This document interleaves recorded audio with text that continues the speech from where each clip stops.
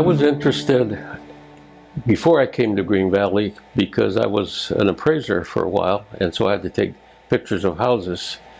And so I bought a camera and basically just put it on automatic and took pictures. Cool. I became more interested when I got to Green Valley and learned about the at that time called the Camera Club. And what brought me in here was they had a SIG called the Rebel Rousers. And I consider myself a Rebel Rouser, but it was a Canon camera. And I bought a Rebel camera. And I came to the SIGs to learn how to use it. That SIG is no longer around. It eventually evolved into all kinds of camera talk and assistance, and not just the Canon Rebel. And that's what got me started into the club. So what do you think is probably your fondest memory, if you can go back, the one time that stands out for you as far as what your... Well, I don't know if I would call it a fondest memory, but I'd call it a memory of accomplishment was when we completed the redesign of the club. That was a major undertaking for the club, and for me in particular. I was president at the time. And in the summer of 22, we found out we no longer had use of the Kino room, which we used for some of our meetings and our SIGs. And so we had to come up with a way to compensate for that and have a place to meet, because we just had the small Ansel Adams room at the time. And so that started the whole process of redesigning the club. And it became quite a challenge.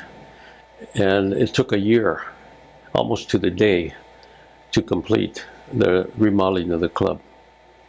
And how we did it is we had $30,000 in reserves that was given to the club, I was told, for that purpose, to do something with what the club needed.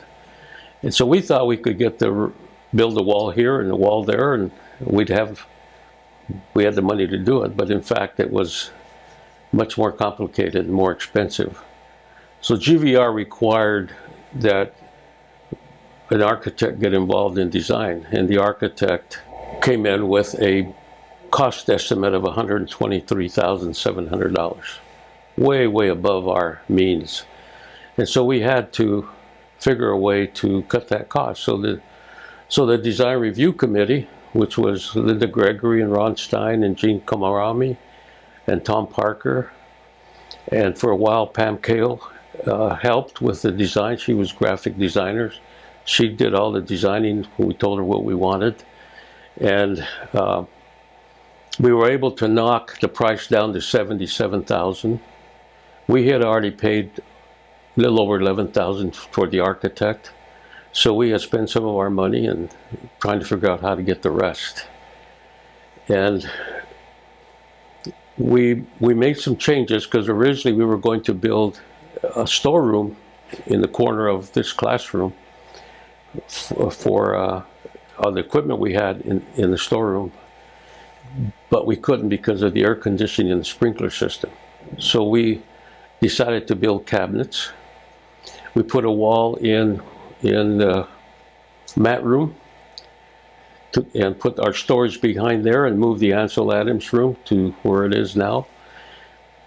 Made this, what used to be the photo lab, into the classroom, and then moved the photo lab where it is now. We still didn't have enough money.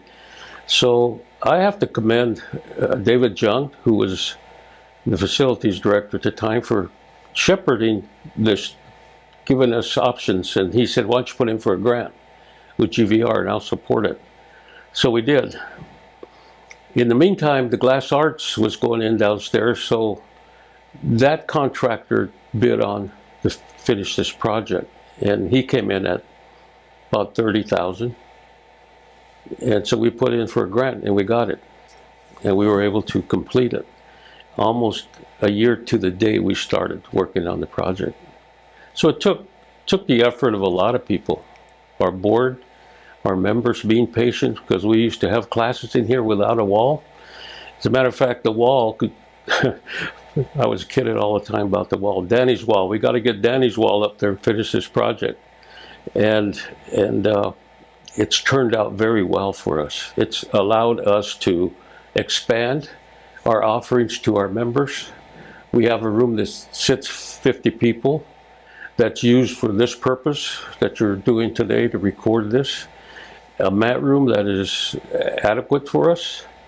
A small meeting room for a second group, small group can meet. And it's worked quite well. And we're to the point now where we have meetings in these two rooms almost every day of one sort or another. So it's worked well. That was my accomplishment. I think what we have done here, and I say we because it was the board, it was our membership who went through the process with us of redesign and all the construction going on and opening and closing the club. It was people in the GVR board who helped us with the grant. Is we have given people an opportunity to build a legacy. Because I think back at my dad. I don't have pictures of my dad when he was a young boy. The earliest pictures I have of my dad is when he was in the Army, because he grew up on the streets till somebody took him in. And I think about all the pictures I've taken of family and stuff are nice, are good to have. I can leave that with my children, grandchildren, and great-grandchildren. But the video part, like you're doing here today, is what I look forward to now. Because we have a multimedia SIG that allows us to learn that. And people who will see, my family who will see these videos when I'm gone, will be able to see me live almost, moving and talking. They'll be able to see me walk Spain a couple of times and do other things and not just look at pictures. And I think that's really an important aspect that we've offered our members and we've offered GVR community, because our members go out and take pictures of weddings and events when we're asked to. They volunteer for that. And so I think it helps not just the club, it helps all of GVR, because they contribute that to the community that we live in.